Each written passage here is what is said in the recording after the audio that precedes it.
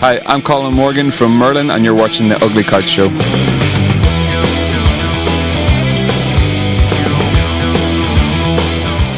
Given all the variations of the Arthurian mythos, what made you decide to go in the direction you did with the show? We love the Arthurian legend. The Arthurian legend hadn't been on British television for a long time.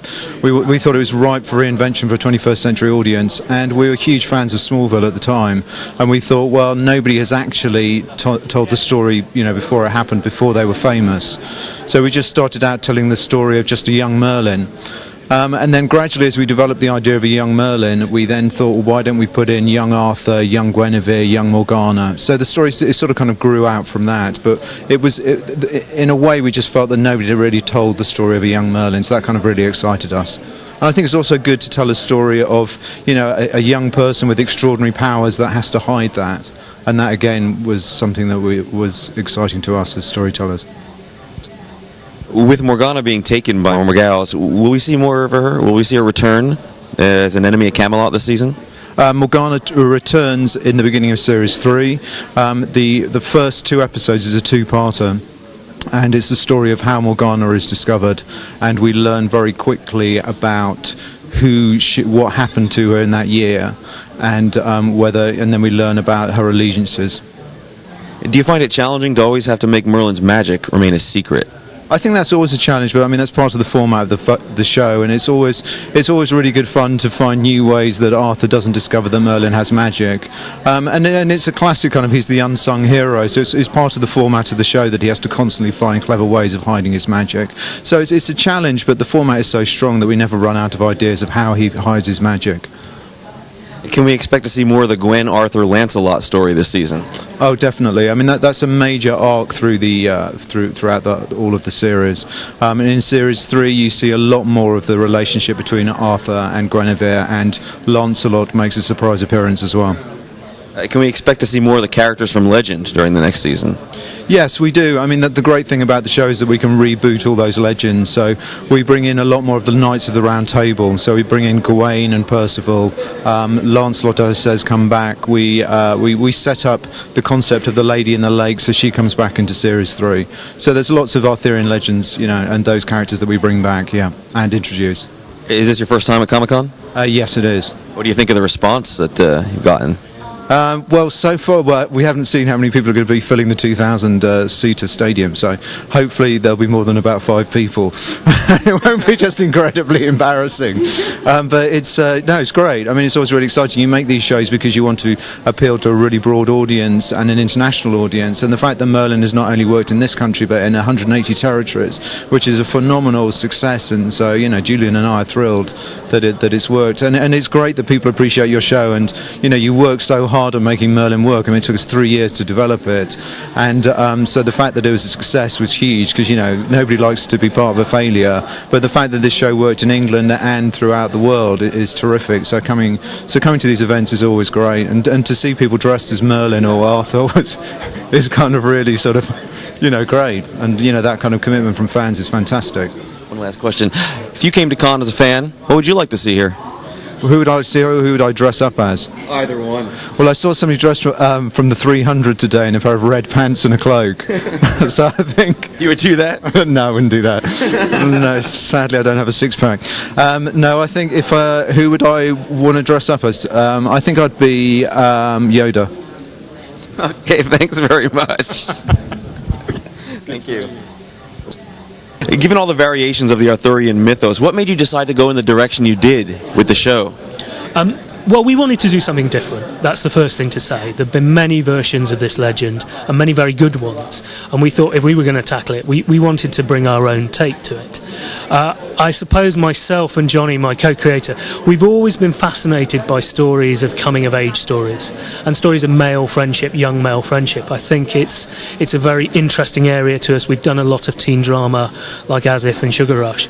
So we naturally gravitated towards making the legend more the story of them growing up, and less the story of them being legendary kings and figures and fully formed, because it allows us to take Arthur from being a not very good king and teaching him how to be a great king, and watching that process. With Morgana being taken by Morgals, will we see her return as an enemy at Camelot this season? Who knows? She will return. She will return, and she will have changed. And that's as much as I'm prepared to say. Do you find it challenging to always have to make Merlin's magic a secret? Yes, we do. It is difficult to do that because you're constantly aware that the audience will ask the question, well, why didn't they notice that? Why didn't they? On the other hand, if you took away it being a secret, you would take away a lot of the humour, a lot of the pathos of his situation, the fact that he does all these things and no one acknowledges him, the fact that he has to be the hero but nobody accepts that he's the hero, and he always gets put down by Arthur despite all the great things he does. And that's the key of the series, and we can't change that. Can we expect to see more of the Gwen, Arthur, Lancelot story this season? Yes, Lancelot comes back, and yes, Gwen and Arthur's relationship develops. That's quite a big part of it, yeah. Can we expect to see more characters from the legend this season? Yes. Who do we bring in? We bring in a new knight, Gawain, who's based on the Gawain of Arthurian legend, who's a great character actually. And he's not a knight when he comes in, but he will ultimately become one. There's lots of Arthurian bits in this. We see the sword come from the lake. We see the beginnings of the Round Table, all sorts of things. Is this your first Comic-Con? It is my first Comic-Con. We do a similar thing in the UK, but it's nothing like this big, so it's fantastic actually. What do you think of the response so far? It's been great. I mean, this is amazing for us. When you make these shows, you dream of them reaching a wide audience. It doesn't often happen, and to have an audience, like this, to come to a place like this where there's so many passionate people is very special.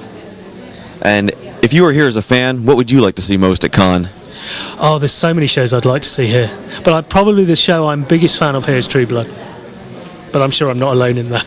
No, you're not. Well, thank you very much. Okay, thank you. Was it challenging for you to undertake a role with such history and varying interpretations? Yes, although actually what they know about Uther is fairly limited. In terms of legend, he's largely known as a womanizer and a carouser.